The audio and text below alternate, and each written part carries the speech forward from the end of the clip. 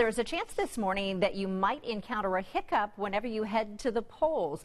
This comes after potential voter fraud statewide. Yeah, we've got Matt McCutcheon live to explain this morning this problem and what you can do to protect yourself. Morning, Matt. Scott and Julia, good morning. Early voting, as you know, is well underway here in the state of Indiana right now, and already officials say in many counties it's topping the historic levels of the 2008 election. But here at the State House, the Secretary of State's office, she's receiving lots of calls from confused voters about issues when it comes to voting. Now, right now in the state of Indiana, there are just under 5 million people who are registered to vote here in this all-important presidential election. And while people are out voting early, there is questions about whether the vote will count.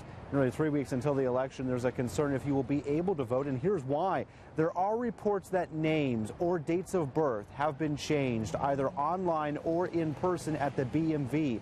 The Secretary of State's office received calls from confused voters after they tried to verify their registration and found information that is not correct.